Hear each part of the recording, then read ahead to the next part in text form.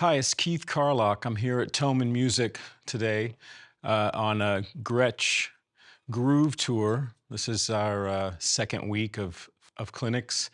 And today I'm just going to go through my gear setup for you.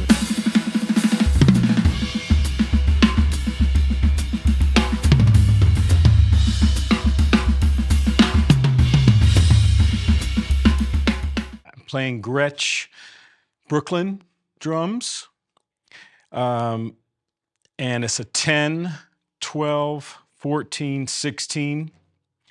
I'm playing a 20-inch bass drum. And they are 6-ply shells, and it's a hybrid between North American maple and poplar. So it's three plies of maple, 3 plies of poplar on the Brooklyn drums.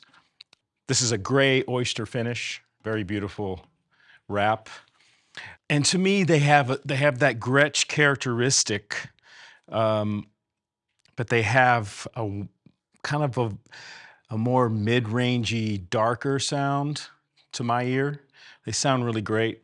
The flange, the double flanged rims on these Brooklyns are very big part of that because it lets the head breathe and resonate and do its thing. It doesn't choke it at all.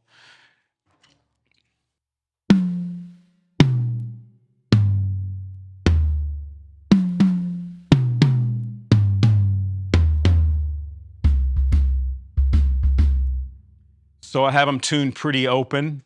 There's no muffling. It's a sound I like to go for when I can get away with it. So you can hear the characteristics of the shell and everything's resonating. And I'm also using my signature Gretsch snare drum, and it's a 5.5 by 14 brass snare, and it's basically brass, but I had them make it look as if it was really aged and rustic and been like buried in the ground for a couple of years, you know, and you dig it up and it kind of looks like it's been weathered. But they just came up with this really interesting formula that turns the shell into this interesting rustic look, kind of a patina vibe. And every drum, this is also the same drum. I just have them tuned very differently. Every one of them looks a bit different because it's impossible to get it exactly the same, but it's just the way that the way that it stains is very unique to each drum. And it's a 10 lug, and I have just standard Gretsch hardware on it and the heavier die-cast hoop. So what I like to do is I tune my main snare kind of medium tension, and I leave it open, meaning no muffling.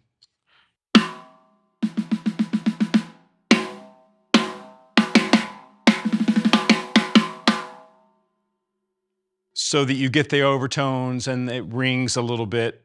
Of course, you can always muffle it to your liking and taste, but it's nice to have the contrast because this one is tuned quite a bit lower and really, you know, I put some gels on it and it's just a totally different vibe. It's more dry.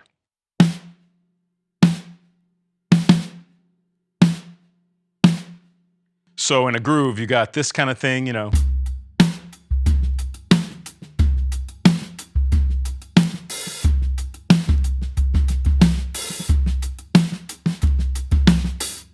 Versus something like this.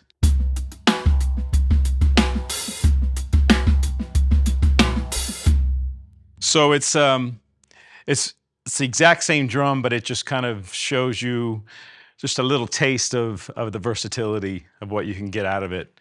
I use this drum for a lot of recording at home and live work, and it's just versatile. You can kind of get anything out of it. That's what I love about metal snare drums, and this being brass, it just cuts through live, it cuts through the band, it's really got a crack to it, you know. And I'm using all Evans drum heads.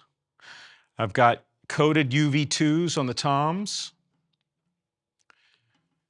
and I have coated STs on the snare drums, which I've been trying out lately as an experiment. I use coated G1 sometimes because that's a 1-ply, but this is a 2-ply, the ST. It's a little thicker, a little bit thicker. And it just, basically it lasts longer. While we're doing this tour, I don't have to change the head as much, but it gets a 1-ply sound to my ear. So it's a great sounding head. It's controlled, but it has some ring so that I can get those overtones when I want it.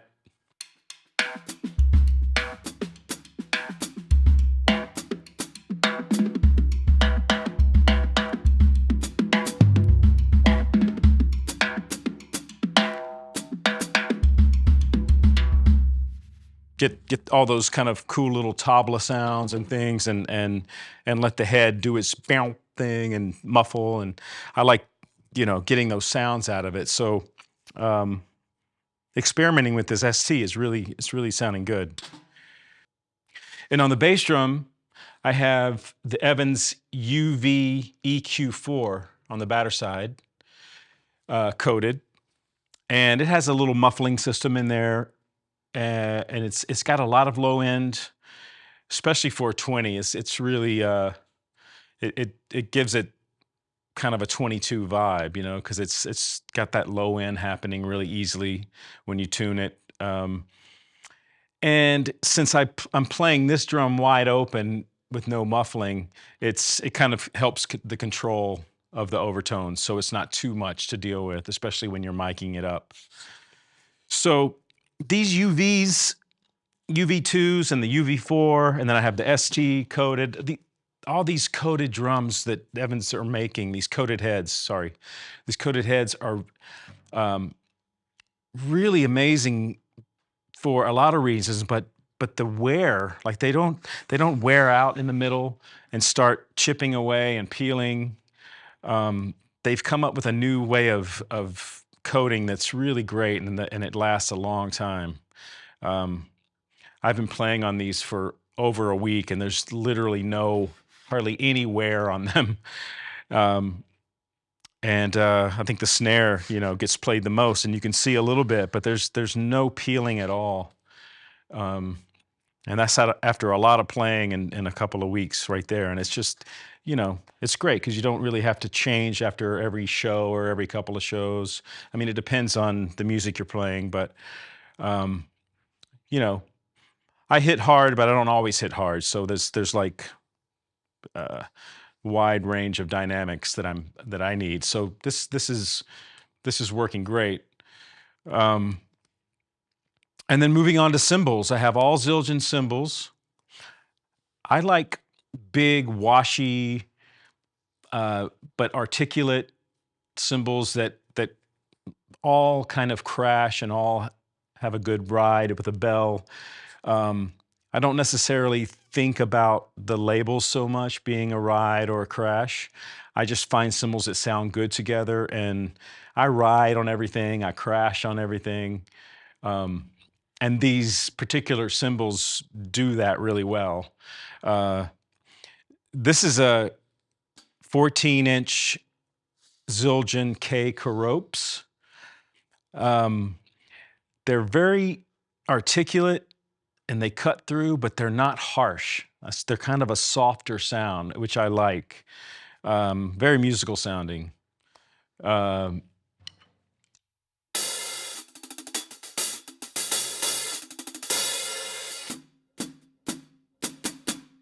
The chick cuts through, but it's not that high-end, harsh, you know, kind of unsatisfying sound. It's very musical sounding to me. And then I have an 18 and a 19 K paper thin crash. These are newly released, and they're incredible. I've been using them in the studio and live with Steely Dan recently. And they're great for that like quick crash, but it decays pretty quickly. It gets out of the way. But if you want some of that spread and you just stay on it, it's there. You know, that's the kind of sound that just keeps ringing. So it's buttery like that. But they really have that, to me, they have that 70s kind of recording quality from those records that you've heard growing up, or you know, if you listen to that music, it kind of has that studio sound that we're used to hearing. Really just beautiful sounding crashes. And then these two ride cymbals are the K Constantinople. I've been using these for over 20 years. As soon as they came out, I loved them, and I've been using them ever since. And this is a 20 medium, and this is a 22 medium. And like I mentioned earlier, they're great crashes, and they have a great bell, and they're really articulate with the stick.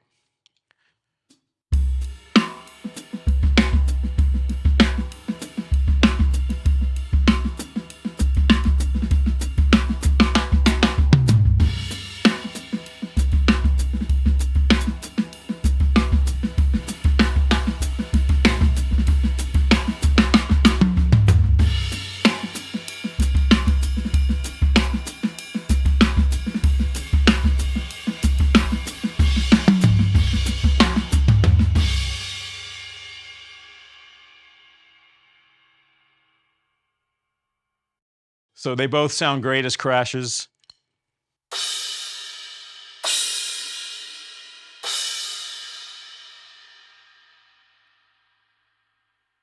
It's nice how they kind of just get out of the way. Nice accent, really nice sound, bright, crispy, and they just kind of get out of the way. But I can also ride on these, and they have a great bell too.